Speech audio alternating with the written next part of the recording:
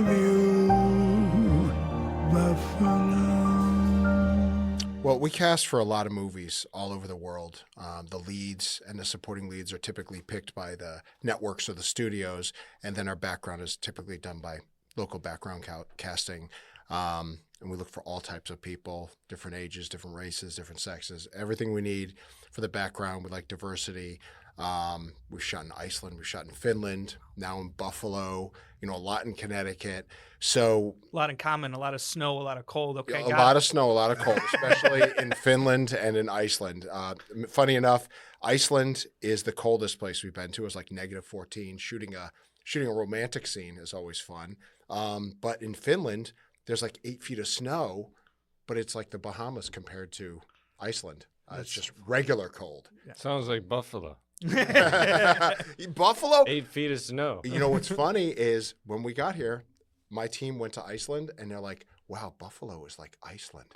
Like the wind. Okay. Really? It's the wind. Right. So in Iceland, they call it the bitchy wind. You also have that bitchy Oh, wind. yeah. too. Oh yeah. Oh, yeah. slaps you right in It's the like face. piercing. Slaps It's you right in the nasty. face. So there's not too much of a difference. Yeah. Except you don't look like Mars or not Tatooine, whatever the Hoth planet Yeah, from Star Wars. Yeah. The one college that I went to here, Buffalo State, which a lot of movies have shot there, but the architecture was built for Arizona to give airflow in to cool down the students and the faculty. They took that same plans and put it in Buffalo. Wow. So whenever we go to, and you teach there too, I was going to say, when you walk through, you're getting slammed with wind and cold, and it's like, this was a terrible idea. Oh my God. Might say it's a little drafty. So, Andrew, thank you for coming on this podcast. No, thank you for having me. This is Andrew Gernhard. He is an incredible producer and owner of Synthetic Cinemas International. Yep. Did I say that right? Synthetic Okay. Cinema International. Okay, got it. And we have him on today. On our podcast is our first official guest on Podcasting Buffalo. Great. So, Oh my gosh. yeah. It is Thank an you. honor. You get a lot of Yeah, pressure. Yeah. yeah, there's a lot of pressure. But yeah, so like, thank you for coming on. And we tried to be the voice for a lot of Buffalonians as just a company in self to trying to get Buffalo in the movies. Yep. And it seems like we are getting more and more of being a very coveted place to come film, including yourself. So, I mean, we want to learn more about you because you came to our backyard and we want to make sure that you keep coming back to our backyard. Yep. So Andrew, like, how did you get started? Like, why are you here? Why did you come to Buffalo? Well, I came to Buffalo. We're based out of Connecticut, which Connecticut also has a great tax incentive. It's a 30%, and almost everything counts as long as it's done in state. But I do know we're going through a little bit of turmoil with the credit being reduced 5%, which is a big hit. And also another big hit is the fact that we don't have local crew, which is great for local union crew. That costs a lot of money because we're bringing people in. In Buffalo, you have the union crew. You don't have a ton, but you have a good amount, and that'll grow. And then you have the 30% plus the 10% kicker, which is huge because everybody's constricting now. All the studios networks, they want more for less. So it's a matter of doing something more for less. And Connecticut's great. I still live there. I would love to make movies there. I'd still love to make movies there. But coming here, I want to say is probably the best production experience so far, knock on wood, I've had in the U.S. Wow. You've Excellent. got great people here. That's great to hear. Wonderful locations, wonderful non-Christmas movie, non-movie people, and the incentives great, and the architecture here is like amazing, like unbelievably amazing. I feel like you could shoot many different eras. Yeah. I feel like Buffalo itself could be Chicago, Boston, Manhattan, almost Anywhere anything. USA, that's what we Anywhere. say. Yeah. Even you go outside, it could be Minnesota, Wisconsin. I mean, there's a lot of choices here. And I'm excited I do a lot of TV movies, but what is TV? Everything's a mixture now. It's TV, streaming. TV's What the is place it? to be. I mean, Awesome. it's movies. Yeah. So I do a lot of movies, for all the different studios I've worked. My main client is Hallmark, but I've done Netflix and Paramount and Disney and Lifetime.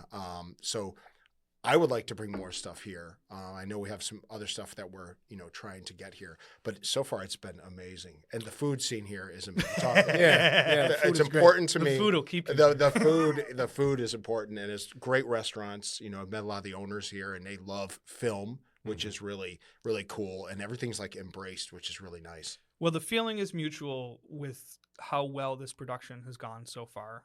We visited set the other day, and then at our mini wrap party there too. Like, my first question to every single one in the department is like, well, "How's it going for you? How's it going?" And everybody said, "This is one of the best experiences Oh, that's good to that hear. I've had." For the benefit of the listeners, just give a little intro on the film. So the film is Newport Christmas. It is currently about to wrap up in Buffalo.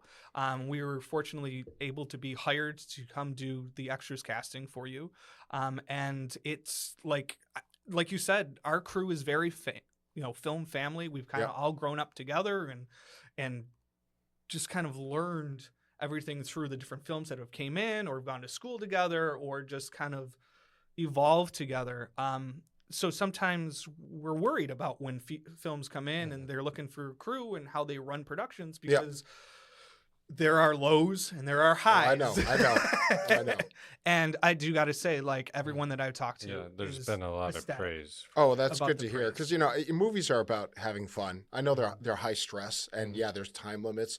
But I've been on a lot of movie sets myself, and a lot of them are not fun.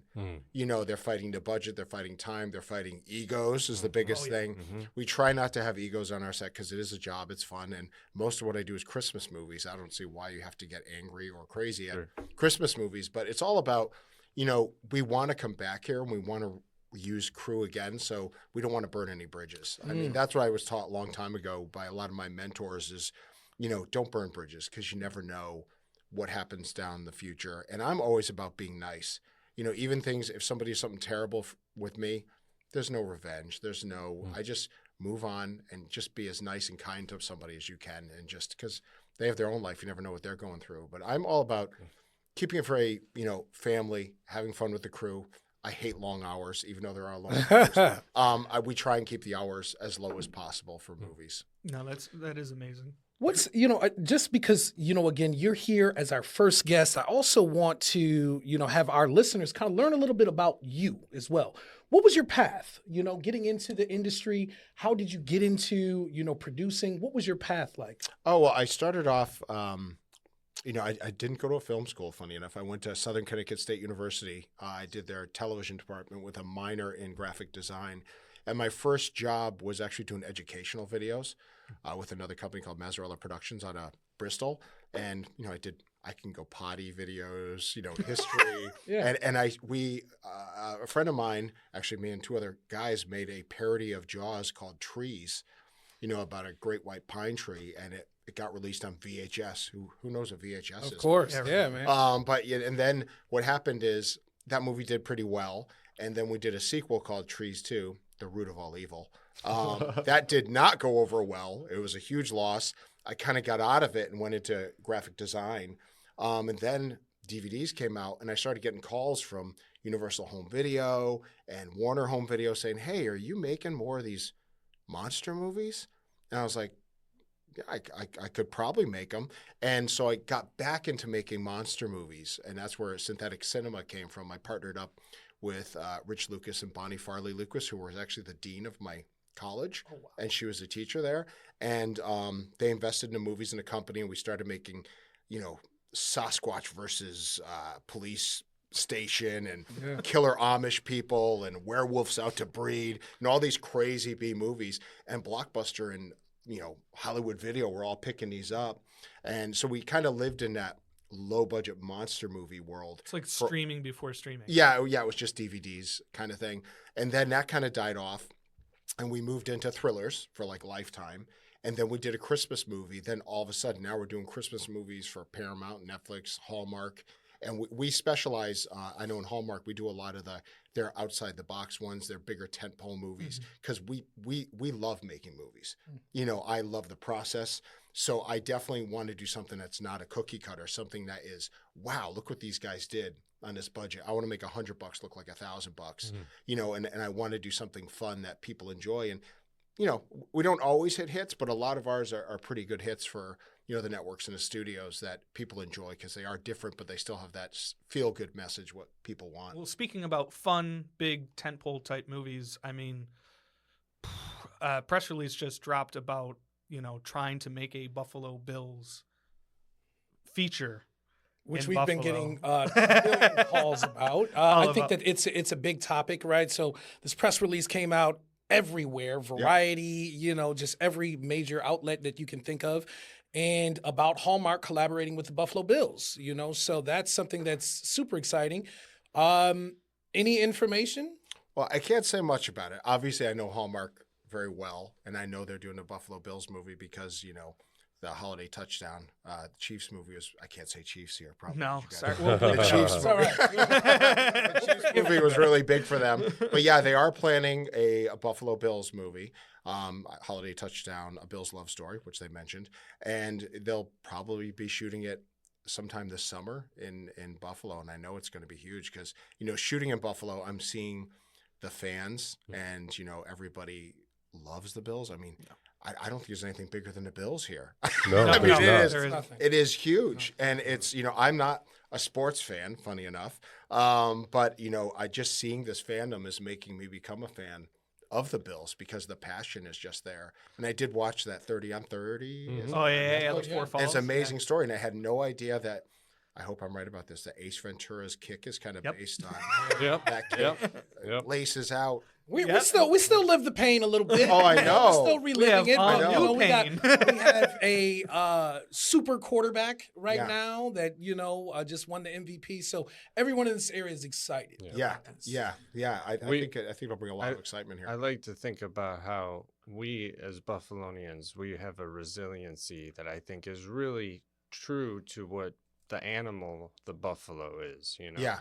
We can take these harsh winters. We can take, bad climate. We can take the getting kicked and we get back up. And get him back up again, right? So we get But back up. but I've been watching some of the making of that new stadium on like YouTube and stuff. You're gonna be a little cushier there. They got like no more shoveling the. I watched the whole thing about no more shoveling the ground, but it's not covered, which I think is smart because it's got to stay Keeps open. the environment, right? Yeah, that was pretty cool. I did. It's such a cool endeavor making that thing. Yeah, I mean, we're called Bills Mafia for a reason, right? and that's the best part is like we have actually cast a lot of commercials for the Bills and for like Visa commercials, Amazon. Amazon.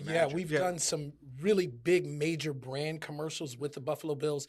And to be honest, it's kind of like a niche thing that we've been doing. Like, we know a lot of the major players that that participate in the stadium. And there's a lot of characters, those celebrities, local celebrities. Yeah, local celebrities that kind of play different characters. So it's definitely a hot ticket. Yeah, I feel like a lot of media business must be based on the Bills here, because I've seen they're involved with all the banks. I mean, even I went into the bank and they wanted to give me a Bills debit card. You should have got it. So I worked at that.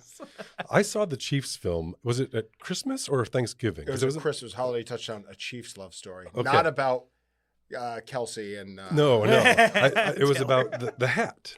Yeah, being it was missing. about the Yes, lucky hat. I watched it with my mother on Christmas, and I wondered how many people in Buffalo didn't watch it because it was a Chiefs film. But Never heard of it. but there was so many background people just swagged out in all Chiefs. I imagine that's going to happen in Buffalo, right? There's going to be a bunch of people. I mean, I would assume so. 'Cause Bills gear in every it's- shot. They want to, I'm sure they want to make it for the fans. Yeah. But maybe it's about the Bills going after the refs from that last game. It could be Hilarious. about Oh, man. that. Well, they just corrected the rule. Did you see I saw that. Yes. Now it's all video rule. No, we're really excited and hoping that this city is going to turn out for that because what's not more exciting than a Bills movie? When's the last time there was a Bills movie? Oh man. Second string, I think was I don't made even back in like I don't even know. early Bills 2000s? movie? There was Remember that? There was a recent local Bills movie. Oh yeah, you're And- right. And I should know the Oh yeah, name. yeah, that's right. Is there a documentary or something about the Bills? There's guys? one Well, there you in go. production. Documentaries coming out. There's Yeah. some fan stuff. All that's Addison good. Henderson's But nothing documentary. national. I don't think No, anything not on a national. national Well, there's level. Maybe since Buffalo like OJ. 66. Yeah, so we did 66. cover Yes. Buffalo 66. Yeah. So I mean, Yeah, I feel like Hallmark is such a juggernaut in the the holiday. You don't get better than Hallmark for holiday movies. And I think that them mixed with the Bills and any football team, I think it's going to be huge. But you guys have such a great fan base. I know it's going to be insane. Did you know that? You remember the movie Draft Day with Kevin Costner? Yeah. That was supposed to be here too. Yeah, That was supposed to be Yeah, was they it? were based they around the almost Buffalo came Bills. Went here, to the Cleveland. Went to Cleveland instead. And then went to the Browns instead. So Interesting. that might have been the last thing. Right. So I mean, we're Buffalo. We love the movies. We love football. This is And, I'll and take the movie The Natural that was filmed here way back when, I know had a ton of crowd scenes, and a lot of people came out for that. And it was Oh yeah, well that was You know, Robert Redford. it was a big Yeah. deal. A lot of families have a lot of history of Yeah. stories of being an extra. Yeah, I had no idea that was shot here. And then Tim Clark from the film Mhm. office was Mhm. showing me around, and he said, "Oh, the Natural's here and here." And so I ended up watching a trailer and some of the scenes just to see Mhm. some of the locations. And I actually watched Canadian Bacon. Oh, great you? movie! Yes. Great And I'm like, oh my movie. God, I did, but I just did it Great because I thought it was timely. But I was like, oh my God, there's all these Buffalo things. I just think it's Such a great hilarious that it's John Candy, who's the ultimate Canadian, is the American. who Great beats Canada. It's cast kinda in funny. that. When casting a Bills movie for background people, this is more of a wardrobe question maybe, but does the fact that everyone already owns a ton of Bills gear Well, help, or I think that would they all comes get down supplied? to like if they're legally able to do it. Yeah. Okay. So I think if Hallmark sits there and says, "Hey, we're teaming with the Bills," they probably got an okay to at least. Oh, the Chiefs they did movie it for was the very Chiefs. much And, yeah, I was going it to was say, very would much assume that. so. Yeah. which helps a lot. Yeah. Which It is you let me know. just say, which is a huge thing because normally you can't, unless you Yeah. have some type of NFL licensing or some type of agreement with the team, So that's huge. The fact that like now they have that permission and it's going to be all about the Bills. It's not a cheap thing to do. Yeah. Chiefs film was like every shot. Like they're walking down the street, everyone's wearing. It's like game It's day. a 2-hour commercial for the But Chiefs. game day in Buffalo is like that. Yeah. If people are just wearing their true. Bills clothes. It's wardrobe. Well, I think that's what Hallmark is targeting that. Like we did a Biltmore Christmas, and everybody loves the Biltmore, North Carolina. And I think it's smart for Hallmark to be teaming up with these, I guess, big IPs. Let's Yes. call it like what people know, because I know the Hallmark audience loves to travel. So that's why I do so many travel movies, because they're sitting at home like, oh, like we did an Iceland movie. It was like Indiana Jones at Christmas in Iceland. It brought people for a full tour of Iceland. And also my Finland one was a whole, it was a dog race across Finland, which at Santa's from Lapland, Finland. So it was like bringing people to those areas. Well, the Hallmark, all the movies that they did in Connecticut, didn't it create like a Christmas trail or something? We have a like- Christmas trail, which goes to, I believe, like I've shot many movies in Connecticut, but I think 22, 24 of them were Christmas movies. And it goes to all the, like Mystic. We did Mystic Christmas, which was in Connecticut. And most of the movies I shoot in Connecticut are actually Connecticut based, but some of them we faked. Like we did Holiday in Harlem in Hartford. It just made it look like, where it was in Harlem with the brownstones and stuff. But even we did Ghost of Christmas Always, which took place in Hartford, Connecticut. But she goes to like, that character goes to like an ethereal plane where she talks to other ghosts that haunt people at Christmas. And that's actually the state capitol. We actually shot in the entire state. The governor came out and was like watching the shoot. We're in this crazy Renaissance, weird mix architecture that the director liked. So we utilized everything, and they do tours. And I know it got like, I think 4 billion impressions when they announced That's this crazy. tour. That's crazy. And people are, TikToking, oh, I'm at this location, because the Hallmark audience are typically, horror movie audience are typically kids that are pirating the movies, watching it for free. The Hallmark audience it's everybody, but a lot of it is older women, 35 to 60 that have money, and they travel and they go to these places, which is, Hallmark has a great audience and a loyal audience that really love their product, love their stars, and love what they do. It's like destination. Yeah. movies. Because you have done so many different, spin-offs of like Christmas, Yep. Christmas films, what do you think is like the key ingredients of like making a good holiday film? Well, I think the key ingredients is making people remember something in themselves within these movies. Because I think Christmas is all about nostalgia and connection. And I think it's those little, like they call it Hallmark moments of like, with your grandmother falling in love for the first time, the snow hitting them. I think it's all these little moments that that people look for in these movies is to connect with that and like, oh, I did that, or I want to do this, or because I feel like there is a lot of negativity in the world today for various reasons, and these Hallmark movies, they bring people to a place where they can just enjoy the movie. They know there's not going to be too much violence. They kind of know where it's going. Our movies are a little bit trickier. You don't know where it's going, but it still has a happy ending because they know it's not going to be like a horror movie where all of a sudden Jason pops out and kills all the characters. Right. It's something that I think people look for, is that like chicken soup for the soul kind of thing. It's just a matter of telling the stories differently, but having the same core. This is so exciting to hear about upcoming films in Buffalo, and I'm sure that the Bills film is going to have a ton of background extras, and everyone's going to be super excited about that. Let's hear from a local background extra in Buffalo. Yeah, we're going to try to do something a little bit different. I actually reached out to one of the background extras that we've hired locally, and I kind of putting her on the spot, but this is Emily Augustiniak, and we wanted to bring in a background extra who had the experience of going on. Hi, Emily. and kind of see firsthand. This is your first time. First of all, hi.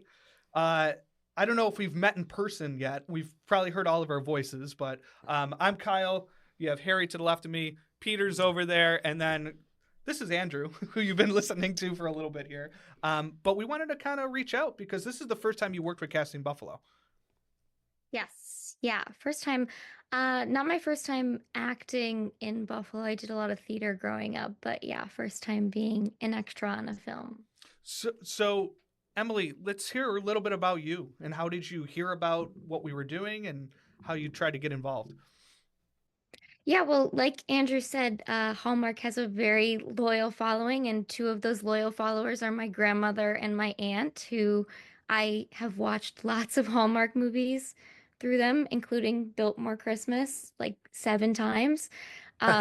So when they heard about this, they were very excited and kept ringing my phone about putting my name down for it. So I did. And then lo and behold, here I was. And when I told my aunt, she actually, I think, clung to the ceiling. She was so excited. Like almost kept it from her until Christmas as like a Christmas present, but I couldn't keep it from her because she would be too excited. No, that's incredible, Emily. Like we're so happy to have you involved and get you on. And you said that you've had background experiences and acting experience before. How did your experience on the newest film compare to what you've kind of gone through? Yeah, I mean, I've never done anything like this. I did an indie film my senior year of college, and I played a horse's tail. So like I was like flicking a horse tail in a barn, and I was a PA on that set. And then I was an intern at the Colbert Show down in New York, so I did some like extra work for them on the streets of New York. But this one was a lot of fun because I was with the people in my community. So, Buffalo is a very tight-knit community, city of good neighbors, and it was really awesome to talk to everybody and hear their stories about how they ended up there. There was not really many people in my age group, but that's okay because I have an old soul, so I like talking to people beyond my demographic. So it was fun to talk to everybody, and I enjoyed it a lot. Let me ask you, Emily, as an aspiring actress, did you think that this experience was beneficial, even though you were a background extra? Did you feel like, as an aspiring actress overall, that being a background extra was helpful to your career and to the experience? Yeah, I think any time that you're on a film set is helpful to giving you experience. I've been on film sets, like I said, in the background, like the behind the scenes roles, and I think that's really helpful to learning how the mechanics work. I've now done background work here, so I think that that's helpful too, seeing how that works as well. I'd like to be an actress and I think writer as well, so going around and doing all of the areas and seeing how all the gears turn is always really helpful. And I think it's good for anybody in their experience.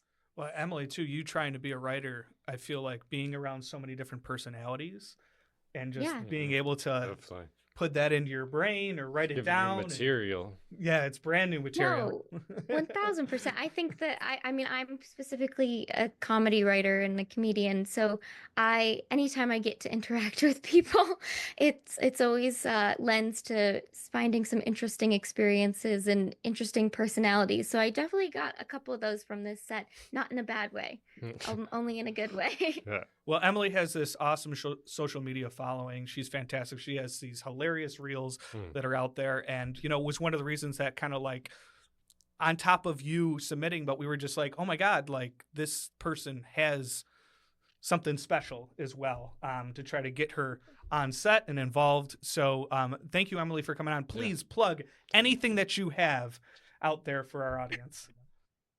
Okay, sure.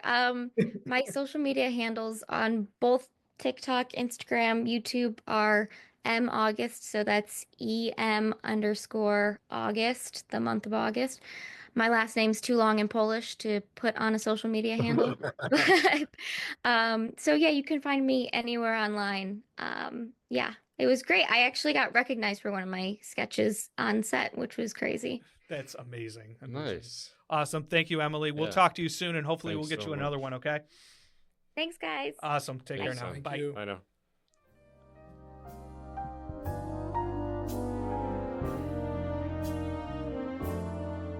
For all of your insurance needs, make sure you contact Craig Willoughby over at Willoughby Insurance, 716-885-8100. Make sure you ask for Craig and tell him Casting Buffalo sent you for special rates. My boy Willoughby will when nobody will. Look, if you work in film, you know how brutal the hours can be. Long days, unpredictable schedules. There's barely enough time to eat healthy for yourself, let alone work out before or after set. Staying in shape almost feels impossible. That's exactly why Ascend Fitness remote coaching exists. Whether you're on set or just juggling a busy life, this isn't a generic program. It's 100% customized to you, your schedule, your goals, your equipment, and even how you feel day to day. You'll get a fully personalized plan, expert coaching, and real accountability so you always know exactly what to do, no matter how crazy life gets. And right now, they're offering an exclusive deal. Sign up for 1 month and get the second month free, but only for the first 10 people. Spots will go fast. Go to trainascend.com and book your free coaching call before they're gone. Looking for an unforgettable dining experience in Buffalo? Head to Daniela Restaurant, where every bite feels like home. Whether you're craving classic Italian favorites or exploring something new, Daniela's menu has something for everyone, from handcrafted pastas made with love and the finest ingredients. And it's not just about the food. Daniela's warm, welcoming atmosphere is perfect for a date night, family dinner, or special celebration. Plus, with a carefully curated wine list, the perfect pairing is just a sip away. So why wait? Head over to Daniela today. Come for the food. Stay for the experience. Do you love horror movies? Here on Getting Scarried Away, we sit down to talk about what we love about the genre, shout out fellow horror creators, and spill buckets of useless horror knowledge for your next trivia night. Join me, Ricky Needham, and my co-host, Rhiannon Needham, as we dive headfirst into your favorite horror movies. Subscribe today anywhere you get your podcasts. With your company, you know, you're based out of Connecticut. Roughly how many movies are you making and producing a year? Well, that's interesting. Typically, we do 3 to 5 movies a year, which is a lot. But I know the year after, is it after COVID, like 2020, I was involved in over 21 movies in 1 year. Whoa. Like there was a time in Connecticut, that's when there was that big boom of movies. Oh, yeah. It was like I was going from, it was Hallmark, Indie, Disney. Like driving around Connecticut going to, and I wasn't a producer on all of them. Sometimes I was just post-production, sometimes producer, sometimes I was production services, but I was like, it was like a huge boom. And I worked every day for almost a year and a half. Was that boom related to tax credits, or was that? It was related to COVID.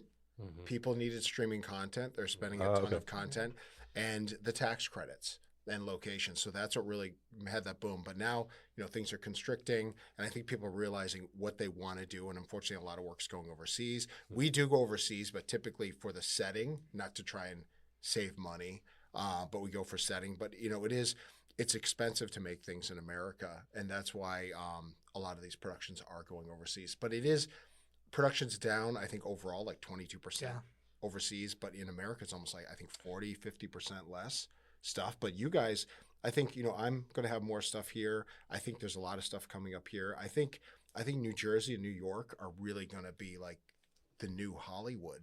I mean, even Hollywood is kind of like dying. Yeah, I just read something they haven't about had Disney much going movie. on. Yeah. I don't know if it's true. I don't know if it's April Fool's, but I read something about Disney leaving a Fox lot. You know, it's a lot of things. And we got a lot of things against us. I mean, you got AI coming out, expenses, narrowing down, you know, figuring out what the audience is. But I think it's just a transition, you know, and then I think in a year, we'll probably figure out, okay, this is what really needs to be made. You know, I think AI is going to be a big thing in the future, but you know, is it going to replace? I think it will replace a lot of movies, but not all of them. There's a really interesting thing about AI I've been a part of recently through the 40 Hour Film Project internationally, because we've got a lot of indie filmmakers making films. And that's the big question of like, how is AI going to affect this? So they do some AI filmmaking challenges. And what interestingly, this was thrown out as one of the stats from one of the city producers. He was like, yeah, the people that enter the competition are really like 45-year-old dudes. Like it's not a young audience that's gravitating towards making AI content in that arena, at least. And I find a little bit of a rejection of AI amongst younger people. So I wonder how it will all fall into place when it all happens. I don't know. Your thoughts on that? Well, AI is very interesting to me. What I do want to point out, and I know this may offend people, but AI, what happens, the problem is it hurts the people that have talent. I mean, when I know AI was coming out, the professionals I work with were like, oh God, what is this? And the people who really don't have a lot of talent were like, yes, this is great. And just because you can make a great movie poster with AI does not mean you're an artist. You know, I hate to say that to people. It doesn't mean that you're the artist, because you might have typed it in, you might be good at programs, but you're not Michelangelo. You know, it's a talent in one way, but not a true artistic talent, because it takes a lot of teamwork and talent to make. If it's not talent, it's years of work you put into it, experience. And I do know, you know, AI is going to get so realistic that I know the studios are going to, when they can make Iron Man in a computer, they're going to do it because it's just cheaper. You're going down from 10,000 workers to 1,000.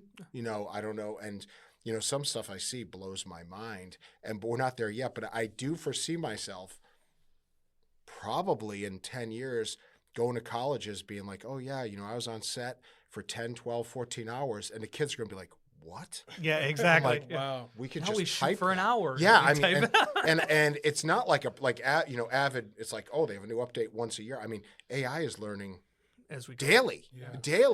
I mean, if you look at the progression, it's unbelievable. And we have I'm not anti-AI, because I do think it's a good tool. We use AI in some audio cleanup and audio. We don't replace actors. That's one thing we don't do, because I don't believe in replacing actors' voices. But we do it for cleanup. Like, it can figure out, like, oh, there's a hum, take it out. Well, I was going to say, I'm like, using it as a tool. Tool is the right way to use it. Is the right way to Yeah, even visual effects. We do use a lot of visual effects to help our artists figure out how to make things better. And take out a wire, take out a lamp. It makes, because we have to make movies fast, so it helps us make things faster and better. Like, I know our visual effects last year were better because of AI, and I know just going forward it'll be a stronger tool. It's like a new version of Adobe or something like that. It's like it's a new paintbrush as opposed to a new painting. Yeah, but unfortunately, I feel like that's going to take over. But what I'm more worried about is not. I mean, we just think about our little world of entertainment. I mean, AI could be a big problem in the future for everything. Yeah. It's going to be a miracle and a problem. Like all these fake news things I see. Like if you just look on Facebook, I'm a big headline guy. Yeah. It's like all of a sudden, I mean, you could have a press release and, you know, a live feed that looks like a real newscast declaring war, and it's AI. Yeah. I mean, that's the scary part. Until Skynet takes over. Yeah. Right? I'm curious as well to kind of hear your thoughts just on the state of movie making from big studios. And what I mean by that is that, you know, you mentioned after COVID, and I think what we saw a decline of like movie theaters, you know, closing. Yeah. We also saw, you know, we're seeing an increase in streaming, you know, as well. And one of the things that you mentioned multiple times is just about cost. Yeah. Right. So how do you think that bigger studios are like adapting to now like to movie making that they may not have the theater there to push it, that you have all these other streaming services. Yeah. Are they changing their formats? Well, I think, I can't talk for the studios, but in my opinion, again, Yeah. is my opinion. I mean, movies were great. I mean, they were just rolling in money in the 80s and 90s. I mean, because you like E.T. came out in the theaters twice. Money, money, money, money. Right. Then it came to like major broadcast, money, money. Then it came to VHS and this and now it's made a ton of money. Now, if you made E.T. now, it'd go right to Disney Plus. That's it. So, I mean, they have lost a lot of revenue. So I think what's happening is I think what my personal opinion is, like, Hallmark has it right. They got to find their niche audience, which you can find it. You find horror people, you sell to horror people. You find Christmas people, you sell to Christmas people. And you're going to have big broad companies that make blockbusters like Netflix and Disney, but and the IPs. I think a lot of it's going to be IP, but they're dealing with a lot of things. They're dealing with dwindling audience, dwindling ways for the audience to see it. AI, like my 6-year-old has never watched a long form movie. She knows who all the princesses are, but she has no real interest. But she does want to see the Minecraft movie, funny enough. And I will bring her, but I don't know if she's going to sit through it. It's like the attention span of the new audience quick. is not, and I don't feel like people like sitcoms or movies anymore. It's almost like it's hard to watch them. And I think that's something that's, again, is it generational? Is it just a phase we're going through? But I think the studio's going to figure out, and I do think they are going to streamline. I think a lot of things are going to use AI for like effects, but I think they're going to streamline the crews and the productions and they're going overseas because they are looking for the best deals. I mean, that's why they go to Ireland or they go to Canada. They're looking for the best deals. And I think the states are compensating for that, which I think is smart because when movies come in, I always told this to Connecticut and it's true in Buffalo, is whether you're a $500,000 movie or a $20 million, that's money being shot. Yeah. That wouldn't go here. Mhm. hotels, caterers, Economic boom. Hardware stores, all extra money from out of state coming into state. And I think it's worth it. And because, to get the tax credit, everybody's paying taxes, all that's going into it. So there's definitely a big value to doing, having these tax credits and having movies here. But I do think they'll streamline though. I think over the next year, I think things are going to settle, my guess. And then we'll figure out what they really want to make. But I've always been my mindset has always been, make something bigger for less as the best you can, because that's really where it always has been. But there is an counter to that. People expect quality now. Right. So It used to be like you could make a Christmas movie years ago and be like, oh yeah, throw this up, it looked like a college production. Because if they do that, they'll go to Netflix and see a better movie. They'll go to ABC, or you got to have quality as well as lower budget. And I think, it's simple as like, if you have a really good story. Story's big too. Story's huge, right? Originality can break through. Yeah. You saw it with like Barbenheimer. Yeah. Yeah. When it came through, is you had an original film, based on a book, autobiographical from Nolan doing it. And then you had an IP right next to each other. Yep. And they both went off. Yep. And yes, you have an auteur director like running the gun, but like it showed you how it, right when you thought that like original content was dead, it was alive again. And I think it really comes down to quality of content. Yeah. Right. But then you also got to watch out. A typical thing with studios is that, the Barbie thing worked. I expected the Barbie thing to be a kid's movie. It's not. Yeah. It's an adult movie. What I'm afraid of is now they're going to be like, oh my God, that worked for Barbie. Let's do a Barney movie. That's like, let's do this. And they kill it. It's like superhero movies come out. Everybody did them, and Marvel's I think has been in a slump for a couple of years, and I think they're going to come out. And DC's never been quite. To me, DC, the shows were too campy, the movies were too dark, but I feel like James Gunn is going to make it just right by making it campy, but also having the darker kind of stories. So it could work. So I have high hopes for Superman for sure. I think it's just a matter the right story, finding the right actors, and finding the right audience all has to click. It's like, well, we've all grown up on comics for years. Now it's time to wear the comic book suits. Let's do it. I know people make fun of these reason movies. It worked for some of the stories on these movies are really good. Yeah. Like some of these, they're really like solid stories, and some are just terrible. But you take the good with the bad. It's funny because it almost seems like back in the 60s, 70s, like you can say that IP was always around because you had original scripts, but then you also had a lot of stuff based off of novels. Yeah. Yeah. And it's like it's finally starting to come back around where it's like, oh, we have ideas sitting on a shelf right now. Well, maybe they couldn't make them there. Now you can make things with such great visual Exactly. effects and everything. You know, and you so like something that was impossible to make during the 70s and 80s is now possible. Like an 18-year-old could make it in their Well, look at Dune, right? Yeah. You know what I mean? Like they came back and they remade Dune, but now you have the technology. And, you know, like the original film's great, but it's like now where they can take it. Yeah, I actually like the sci-fi original one they did, which they did like a made-for-TV movie. I thought think it was pretty good. Was a sequel for it? Or Yeah, it was. you know? I know the Children of Dune or something. Yeah, like that, yeah. but they actually remade Dune. And I was like, this is pretty good because you know David Lynch had his Dune was wacky, but it was classic. You know, I couldn't have. I will say this. I know he just passed, but if he made Empire Strikes Back, it probably would be the movie it is right now. No, never. Because he has a certain look. Yeah. It's like Tim Burton making Empire Strikes Back. Exactly. That's why that meeting went awry. It would have Johnny Depp in it, and he'd be the new Luke Skywalker. Well, you mentioned like this seems like Buffalo might be a hub for a lot more films. Yep. And that they're teetering towards New York being a stable environment to be a new Hollywood. With that, you know, we need crew. Yeah. And we have union crew, and we need to expand on union crew. Yep. And we think amongst us and talking to a lot of people, we need to expand that. Like it's getting new jobs here. Because if these films come in, you're not going to have enough people. You're not going to have either enough that, people. and what you find is that, and I think it happened to Atlanta, is that people migrate from other places. Yeah, I think that's going to happen as well. Absolutely, right. Yeah. I think that's going to happen. I think that, you know, as Buffalonians, we also, in for our company, because we're one of the industry leaders locally, we have to prepare our people, you know, for that, for the upcoming change, to get them prepared for these films to come in, to keep the jobs local. And you have, I mean, Buffalo Filmworks, where we are, is a great studio. I mean, you could do anything from something small to, they have a stage, I think you fit the Titanic in. You probably fill water and sink it in the Titanic too.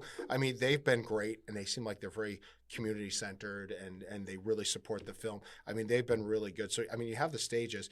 And personally, I think you have, for local crew, I think you have enough to do like 2 TV movies or 1 big movie. Yes, correct. But then you could bring some people in to supplement the whole thing. But, you know, local crew's always good. You start off as a PA and work your way up. I mean, that's true. So what we do every single year is we do a Casting Buffalo Actors Expo.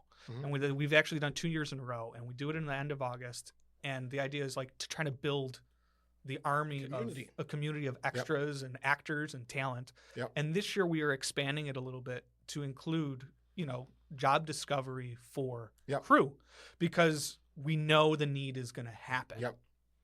So, and it's showing us right now. We had 2 films in town. I think we have a vertical in town as well. Three films. So 3 features, you know, and this summer's going to just get busier and busier. Yeah, summer's always a gets busy time for everybody. You know, but a lot of these, you know, smaller films sometimes are that opportunity of like getting to PA, getting to intern, getting to like maybe they need a camera PA. Maybe you can actually grip. Maybe you can get into a condor. And it's your way into, you know, a union. Yeah, I think the best size movies to work on are TV movies, because, you know, it's not a student film, it's not an indie film, but it's not a major motion picture. You're working with all the full, you know, departments, but they're willing to help out. It's more personal. They have, you know, they can actually talk to you. It's more like, oh, you're just getting coffee kind of thing. Yeah, it's amazing. And I think here you can put down roots here. One of the big problems with Connecticut, which I recommended, is, you know, every 2 years this tax credit was up for, oh, is it going to happen? How are you supposed to move your family there or build a studio when 2 years from now the credit's gone? What do you do? So the fact that you guys have it for 10 years, if not longer, you can build something. And that's why I told Connecticut, I said, look, you got to increase the tax credit a little and just make it a 10-year thing. I think Massachusetts is indefinite. I mean, that's what I thought I read, but you guys have until 2036. 36. Yeah. Let it sit in stone. Yeah. People, that's how you build. That's how you build a community. This is an amazing testament to the momentum of filmmaking in Buffalo. When I was getting started, it didn't seem realistic, and it seems like now people that are getting started have a shot, and they have a place where you said they can get a foothold and they can learn. So that's really incredible. And thank you for your testament to what we've been able to do here. Should we recast a movie? Yeah, I was gonna say, let's have some fun. Yeah. We talked about, you know, again, a lot of these remakes and stuff happen. So what would happen if we recast an updated version of National Lampoon's Christmas Vacation. Oh, I don't know how you can even update. That's such a great movie. That's the but challenge. they will. That's Which- it.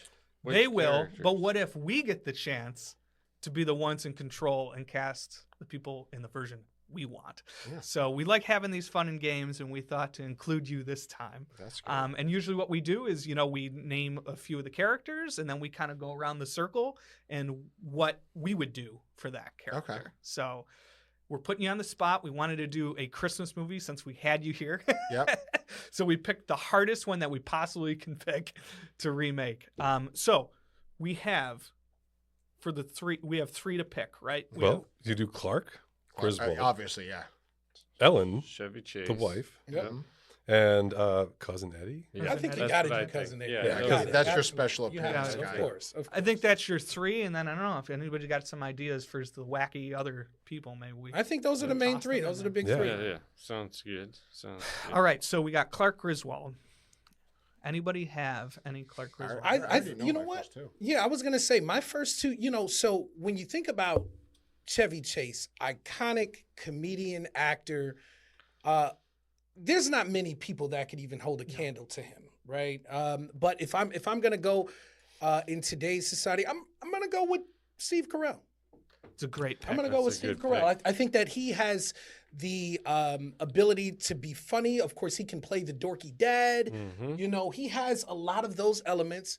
I'm gonna go with Steve Carell. It's a good one. It's a good one. It's a good one. I thought about him too because it's in The Office, that deadpan humor, just ridiculousness. Yeah, You know, that's a good is pick. a very Yeah, good that is choice. a good pick. Harry, do you got one at all? I do. I was gonna go with a Will Ferrell, and my thinking too was, I think Will Ferrell's actually pretty good when he plays things that aren't always serious. I don't think he gets that opportunity as often, but I think the times when it needs to be played serious, he could do that, but also bring in that sort of like quirky and like, funny dad Oh yeah, for sure. vibe. All right. Andrew, you got any? I think like a studio, and I've already casted the top three. Okay, got 'Cause I it. know if a studio came to me and says, who do you want this to be a hit? Now I'm not saying that they're going to be, they make a lot of mistakes, but this is what I think a studio would do. Clark would be Ryan Reynolds, Oh, Ooh. Yep. Elizabeth Banks would be okay. the wife, Okay. and Walter Goggins. as- Wow. as Eddie. Interesting. I think I if like they that. went with I that, like the Walter think Goggins. The Walter Goggins. I think is it might really be a complete good idea. failure. Yeah. But that's what I feel like a Walter studio Ryan would do. Reynolds has done some Christmas stuff too. Right? Yeah. And I think Yeah, that I could like work. Steve. I like Steve, but I feel like he's too old now. Yeah. That's Same true, thing too. with Yeah, Ferrell. yeah. Yeah, I yeah. feel like because if you look, we always think Yeah. Chevy Chase is Yeah, older, that's but he true. was young in that movie. That's Yeah, true. yeah. That So is that's true. why I think Ryan and Elizabeth Banks I think is great because she can do comedy and kind of straight at Yeah. the same time. She was Walter good. Goggins I think is a great actor. Yeah, Would- he's so good. Would Elizabeth Banks direct the film and act in it? Since she did Cocaine Bear. Yeah, yeah, She should have too. I think for me, Clark, I've been really into the show Shrinking lately on Okay. on Apple TV. And I've always loved him, and he has a little bit more of a resurgence. But I'm going really different and going with Jason Segel. Oh, that's a good one. Oh, I could see that. He's a little bit different, a little bit out there, but I like his Jason. comedy is hilarious, and he doesn't have Yeah. to do much. Yeah. For it. Yeah. I could see that working. So Jordan? I'm pivoting. I had it written down, and I had another one in my mind before. I'm pivoting, and that'll also lead us into Ellen Griswold. So not Marvel Chris Pratt, and not Parks and Rec Chris Pratt, but a combo somewhere in the middle of those two Chris Pratts. I was thinking Chris Pratt too. He was my second choice. and then because of that, Aubrey Plaza as I the could wife, see and that. just her Yeah. being dry or her being her being weird. Those two have such good chemistry. Yeah, I like that too. For Ellen, I went to, Beverly D'Angelo had this She was like great. crazy, Yeah, right. awesome I personality. had the biggest crush on her growing up. Exactly, Oh but my she's gosh. extremely pretty Yep. and could play off of Her funny. She was Chevy so funny. Chase She, is- Chevy she Chase took the cues. so well. Because it's like, even though we're doing Christmas Vacation, Vacation came before it, European Vacation before it, so you had this like already built relationship Yep. of how the characters Except for the would be. kids who are different actors. Exactly. You don't even look like your pictures anymore. That was one of the jokes. And for me, I actually am choosing Scarlett Johansson. She doesn't have. I mean, she's good. She's not that much comedy that she's done, Yeah. but she can play off of people really well. But Yeah. she has those looks, Yep. those She crushable does. looks, and I think her next to Jason Segel could be an interesting pair that we haven't seen before.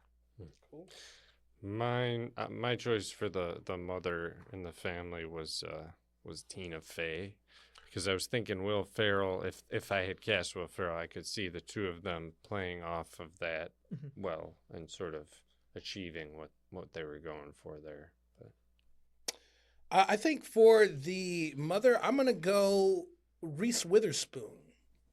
You know, just someone that's attractive, but that's also can She's a good choice. absolutely can bounce energy. You Yeah. know, off of yeah.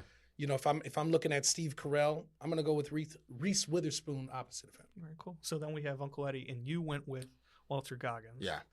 That was a great pick. I think that was Yeah, an that's inspired that's pick. a really good Yeah. pick. I had Ike Bartholtz for it. What? I know the name. What is he from? So Ike has been kind of everywhere, but he's recently on The Studio. He's also been he was in Suicide Squad. Oh, I He know what you're was talking in Neighbors. Mhm. Let's see if Which I can bring character him was up he in for- Suicide Squad? He is just one of like the officers. He's Okay. just got a throwaway character. But Ike himself is just he has that Uncle Eddie look to him. Yeah, it does. This is Ike. Oh yeah. I was gonna say, really, really good comedic reactions and instincts for it. And again, I always look at like the size too, right? Yeah. So like Chevy Chase is like 6'3", 6'4", tall. and all He's that, very and tall. Randy Quaid was like Also bigger tall. than him. Yeah, he's taller. You know, Sure. so I needed someone who, you know, Jason Segel's like 6'4" too, and Ike is around 6'4" too. So at least they could look someone. It's a height-based cast. Together. It is, you know, and I did that for Ghostbusters Yep. the other week when we did it. It was like I want the joke. Yeah. So for me, cousin Eddie, it's interesting you picked Walter for your choice, because I actually picked Danny McBride for my choice. Ooh, that was mine That's too. That's a choice. great Yeah, choice. I think that's just Yeah. bam. And I think of Eastbound and Down. He Yeah, plays yeah, an he's uncle. that. You know what Yeah. I mean? He's Yeah. got that. You know, he's not cousin, but he's uncle and that, and it's similar vibes. Yep, You know what yep. I mean? I feel like he wouldn't have to do much. No, He just he is. He You just just have to is. pull up and get out of his car. Yeah. Exactly. Yeah. Exactly. Did you have one, Jordan? Well, it was Danny McBride. There you go. Yeah. Perfect. Gotcha. You owe me a Coke. All right. I think for for cousin Eddie, I'm gonna go with Bill Burr. Oh, that's good. That's a That's good good. one. Bill Burr Love is Bill that Burr. type of guy. You know, he's done. I just watched his most recent stand up. Oh, it's so good. His new And not stand-up. only that, he has range, man. But like, does. I think he could be. You know, cousin Eddie was kind of disgusting. He's American. And I think Bill Burr can get Yeah, disgusting. and You know what I'm he saying? could play America's cousin. Oh, absolutely. Bill Burr, Yeah, I'm gonna go with Bill America's Burr. cousin. Yeah. That's funny. Is there any other like? So that's the top three. Is there any other like random thoughts we can think for the rest of the cast? There's the kids, The neighbors. the neighbors, Neighbors. Oh my god. The Todd and neighbors were Margot. great. Yeah, they were great. Why is the carpet all wet? I feel like you could just bring Julia Louis-Dreyfus. Just bring them back. Bring them back. Both of them. Same It'd be character, hilarious, just as a but just joke. older. Yeah. Yeah, That's because funny. she still looks great. She She does. does. She does. What not about look Aunt like Bethany she's and Uncle aged. Lewis? Oh. So Aunt Bethany holds my sister's name is Bethany, and she had as a child a fake leopard coat like Aunt Bethany did, and we're like Aunt Bethany. So my sister was always like, "I'm not Aunt Bethany." So we cast my sister. Okay. She's the one. She's the one. Okay, here's my idea for them. I think I would flip the characters. All right.